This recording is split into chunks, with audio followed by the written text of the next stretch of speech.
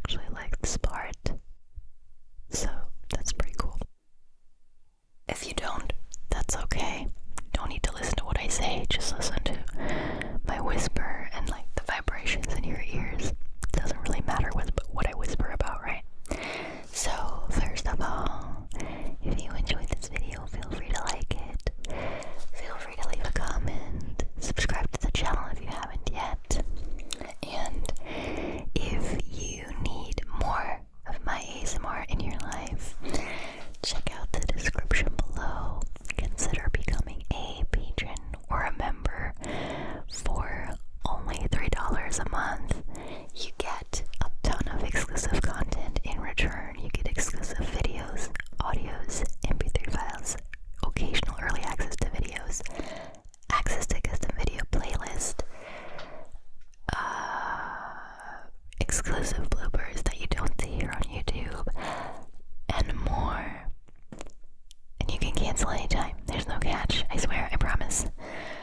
So give it a try. It supports the channel, keeps it alive, partly. And you get some extra relaxation out of it. Alright. One more bit of self-promo. I have a second channel in case you didn't know. It's called No Headphones ASMR. Link is in the description as well. You can just type it in the search bar on YouTube as well. It's ASMR that you can enjoy without having to wear headphones, which means it's fast, it's aggressive, it's louder, not painfully loud, but overall like louder sounds, chaotic, unscripted, and all that good stuff. Did I mention lo-fi? I think I mentioned lo-fi. Anyway, so if that's your ASMR cup of tea, check it out. I'll be happy to see you over there on that channel. Good. Guys, what should we talk about? How have you all been doing? How's everything been treating you? How's school going? How's work going? Are you okay? I hope you're okay. And if you're not, I hope my videos can make your days a little more okay and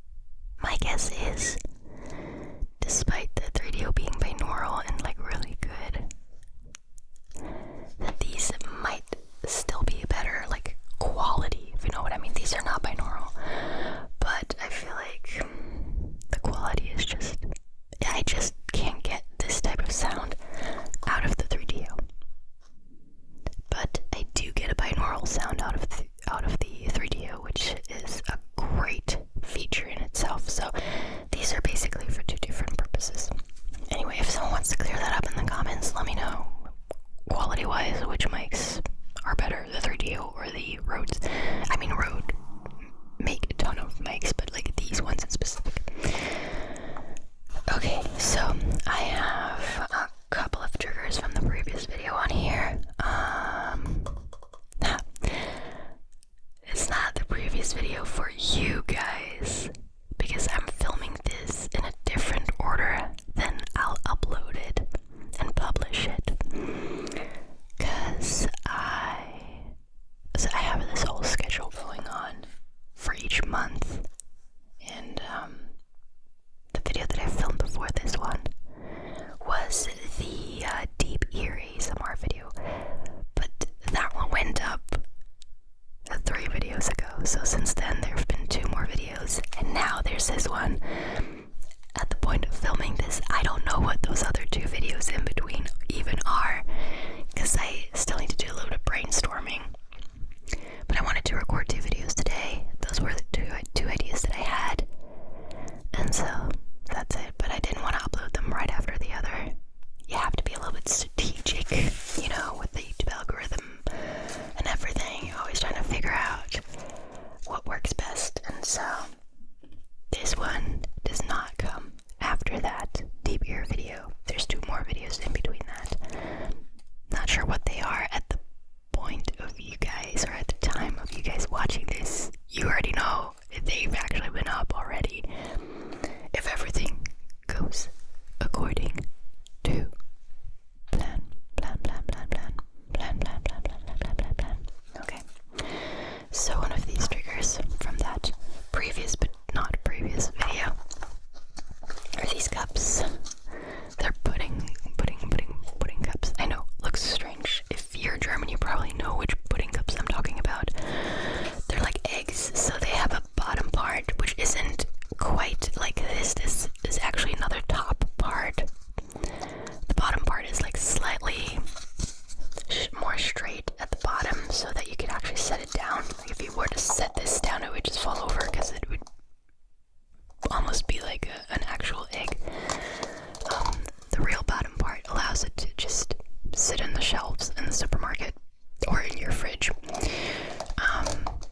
And the bottom part contains the chocolate pudding, has a lid that separates it from this bottom part, which usually contains a toy. This is like a little bit like Kinder Surprise egg, except that it's with pudding and you have to refrigerate it. Plastic crap, I know. We don't do this very often for the kids, but every now and then they get one of these. I saved 2 of these for my videos. The other ones usually go into the trash. I don't know, maybe, but yeah, we're trying to reduce this type of plastic crap and trash. I mean, in the end, yeah, they're like happy with these little toys that come in them. Sometimes they're usually figurines, sometimes they're like bracelets, like Paw Patrol bracelets and stuff, and sometimes, I don't even know. Yeah, it's usually those things, and so of course they're like super happy when they open it and see what it is. But let's face it, in a couple of years, they're not even gonna play with this anymore. They're probably not gonna even like it anymore. And where is it gonna end up? In the trash. So there's more plastic. So we're trying to be a little more conscious about this type of thing. But every now and then, we buy these and other things that we could definitely be better with, that are also in the end just trash and plastic crap. But you know, it's a process. You can't do it all at once. We're slowly trying to be better at it. And what I'm pretty proud of is, like, we have 4 bins, or 4 trash cans. One is for basically compost, and then we have a black trash can, which is just things that you wouldn't put all of that on the compost, but food scraps and stuff can go in it. And if you do have packed packaging that is like full of grease and stuff, then it would go in that. And then we have a yellow trash can, which is the recyclable stuff. It's all the plastic stuff. And then we have a blue trash can. Everyone has this. Whether you live like in a house or in an apartment, then they're shared, but still everyone has this. And the blue one is for paper trash. And I'm really proud of us that our yellow trash can, the plastic trash, the one for plastic trash and like packaging and stuff, is consistently the most empty one at our place. So when we go shopping, grocery shopping, we try to buy stuff that isn't packaged as much as we can. Sometimes you have no choice. So I feel like as much as you want to, something that the supermarkets also have to work on. But yeah, we're getting pretty good at this, I have to say. Wow, I got on a tangent there. Just from these cups. Okay, what else? I have these mermaid brushes. They're also from that previous but not previous video.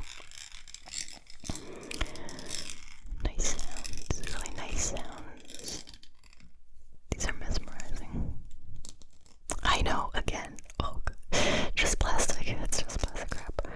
They have a metal look to them, but underneath it's just plastic, and then these things, pretty sure, plastic. So, but hey, at least for now, I have them, I keep them, I don't plan on throwing them away, so they're not trash, at least for now.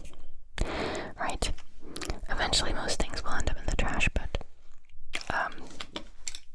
not yet. So we're still fine. What else? I have a random, maybe it's not so random, tissue pack here, because I had a cold about 2 weeks ago. I feel like I still sound a little congested. I don't know if you can hear it. I certainly can hear it. It's very, like, it is improving, getting better and everything, but I feel like it's doing so very slowly. Like, this was a pretty stubborn virus, or maybe it was some bacteria, I don't know. I have no way of knowing, really.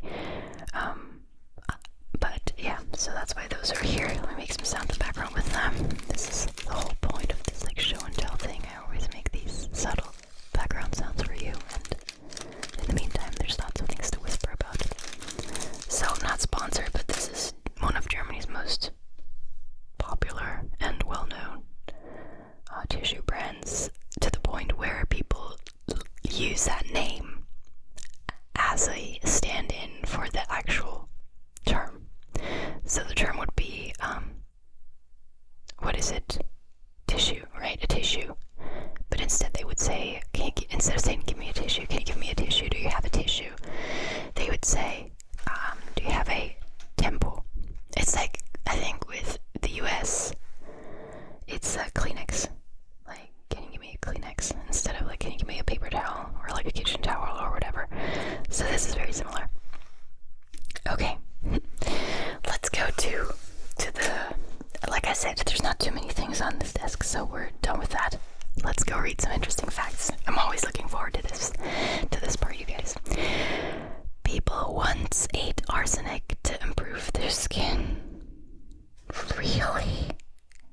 I did not know that. You've probably heard about how a lot of the Victorians' favorite cosmetics were riddled with arsenic, but it gets worse. There were also products on the market in the late 19th century, like Dr. James P. Campbell's safe arsenic complexion wafers that were meant to be eaten. They claimed to get rid of freckles, blackheads, and other facial disfigurements. Freckles are cute. Admit it. That's one of the most interesting facts you've learned in a while. It is. It's not as much interesting as it is disturbing, I feel. I mean, yeah, sure, all those things are gonna disappear because you're gonna die. So, you are not gonna be troubled by your freckles any longer or your blackheads because you're dead. So, wow, seriously, arsenic, oh my goodness, can you imagine? What, like, I mean, they must have gotten so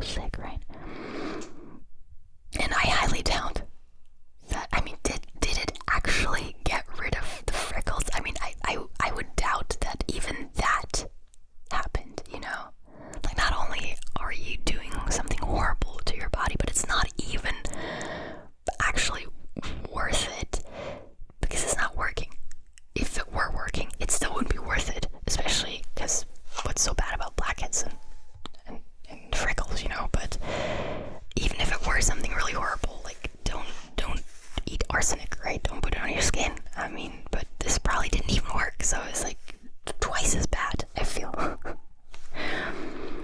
The first person processed at Ellis Island was a 15-year-old girl from Ireland. Why do I feel like I've heard that before? On January 1st, 1892, Annie Moore was the first passenger to embark at Ellis Island on its opening day. She had traveled to the United States with her two younger brothers aboard the SS Nevada after departing from Queenstown, Ireland, now known as Cobb. I know Irish names are pronounced completely different from what they're spelled. So this is spelled C-O-B-H. I would just say Cobb, but in the end it's probably something that doesn't even remotely resemble these letters. That's usually what it's like, right? So who knows? Okay. What did they... I wonder what their background was, like their story was, like why did they come to the US? I'm assuming it was like religious persecution, reasons. I don't know though. It would be interesting to know. Japan has one vending machine for every 40 people. Yeah, I think they're really big on these types of things. Japan is thought to have one of the highest densities of vending machines in the world, with one for every 40 people in the country. While most sell various types of beverages, others feature ice cream, noodles, and disposable cameras. I mean, the videos that I've seen, the shorts mainly, are, I think, they're usually from South Korea, because I think they're really big on these types of convenience stores as well. But I'm assuming it's very similar in Japan. And so, yeah, they have all kinds of things in these vending machines. It's pretty crazy. I'm just always shocked, back to that topic, I'm always shocked at how much plastic is involved with this. And like, I would, as much as I would like to try some of those things, I would feel so bad for all the waste. Okay. Fact: lemons float, but limes sink. Now, how many of you are gonna go and run that little experiment after watching this video? Unless you're falling asleep. Because limes are denser than lemons, they drop to the bottom of a glass while lemons float at the top. Out of all these random fun facts, this one's been in front of our faces this whole time. We don't have a lemon. Currently, we almost always have limes. My husband's Mexican, so we have to have limes at all times at our home. And we do, mostly. We don't have lemons. So, but if we happen to have limes and lemons at home, I'm gonna do this experiment.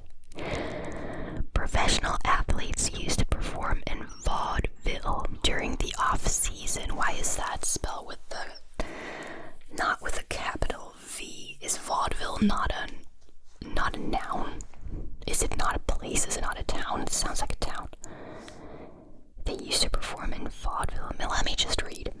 Before today's big league salaries, professional baseball and football players often had to take on jobs during the off-season. The Atlantic reports some of them took advantage of their name recognition and hit the vaudeville circuits, again spelled not with a capital letter. Doing everything from comedy routines to reciting poems. Babe Ruth even sang, if you could call it that. Damn, what a burn. Frankly, many of the athletes had no business being on stage, but it's not like it was against the rules. I mean, they literally just explained why they did it, so it's not that surprising, right? I don't get this whole vaudeville thing. Like, they're using it like a name, but they're not spelling it with a capital letter, so I'm thinking it's like a... Could it be a verb? Perform in vaud... No, if anything, it would be an adjective, but I think this is just a typo.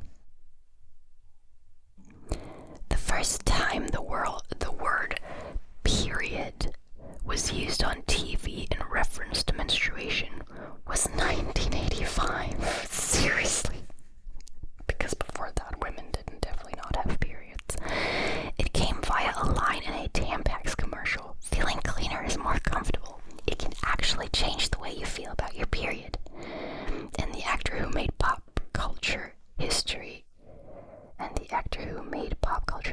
was Courtney Cox of Friends fame. What does that have to do? Was she the one who said this? What? Courtney Cox of Friends fame. Of Friends fame? What? I don't get the sentence, but okay. Yeah, I got it. Please, let's just act like women don't menstruate. Let's just not talk about it, right? 1985, you guys. Women have been menstruating ever since the beginning of mankind, but okay. This is really funny. Some people are afraid. Some men are just really afraid to use that word. Fact, McDonald's once made bubblegum flavored broccoli. Oh my god. This crazy McDonald's fact will have your taste buds crawling. I mean, this sounds nasty too. Unsurprisingly, the attempt to get kids to eat healthier didn't go over well with the child testers, who were confused by the taste. Well, yeah. Another fun fact, my kids love broccoli. I don't have to convince them to eat it, so that's nice. Imagine, especially if you already know what broccoli tastes like, imagine biting into a broccoli and not getting the taste you expect. But not only that, also getting a taste that's just so unnatural for a vegetable. Plus, I mean, how did they do this? How much artificial flavoring do you have to use to get this, to achieve this?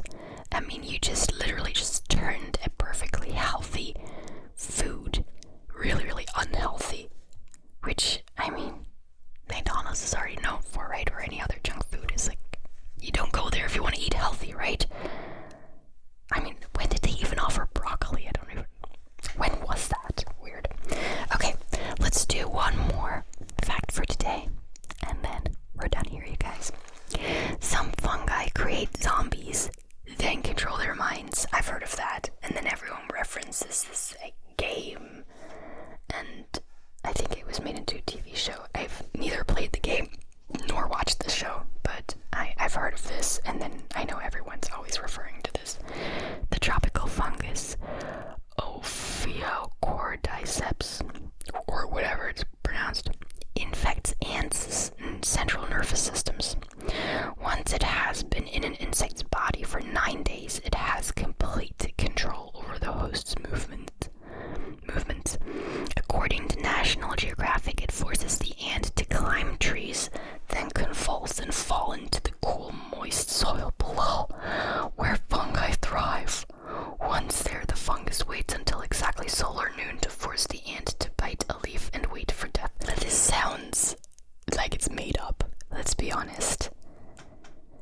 This is so specific. I mean, what? It waits until solar noon to force the ant to bite a leaf? Like, what?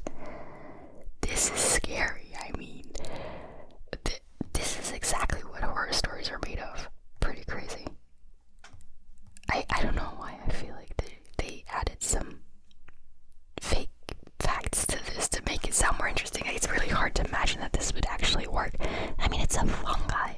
Does it even count as a